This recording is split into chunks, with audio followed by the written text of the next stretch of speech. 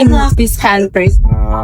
Yes or no? Yes. Mən şokda idim. Onlar həqiqətən də ingilis dilində danışmağı bilmirdilər. Bugün sizə biraz gec olsa da bu təcrübələrimi paylaşmaq istədim. Əslində bu il iştirakçı kimi iştirak elədik. Düz növbədə 1 saata yaxın, bəlkə də 1 saatdan çox gözlədikdən sonra qeydiyyatdan keçib gəlirik əsas zonaları gəzməyə. Məncə açıq hava zonaları qapalı hava zonalarından daha gözəl və fərqli idi. Hələ o stadionun içi tamam başqa idi. Çünki qapalı hava zonalarını sanki biraz COP29-un vibe-ına bənzətdim. Daha sonra bəlkə bir müsahibə alaram ya da əcnəbilərin ölkəmiz haqqında təəssüratlarını sizinlə paylaşaram deyə ərəblər olan stenda yaxınlaşdım. Amma əfsuslar olsun ki, onlar ingilis dilində danışmağı bilmirdilər. Mən o qədər çox təəccübləndim ki, çünki hər halda sən mənim ölkəmə, öz ölkəni təmsil etmək üçün gəlirsən. İngilis dili də beynəlxalq dildir. Bunu hər kəs bilməlidir. Xüsusilə də əgər belə bir beynəlxalq tədbir varsa. Oradan da çıxıb artıq getməyə qərar vermişdik və istədim mən sizdən bu çantada olanları bir paylaşım. İlk növbədə bir dəftər var idi. Yanına belə bir termos da var idi. Çox qəşəng idi və bundan başqa qələm və hazırlıq da qoymuşdular yanına.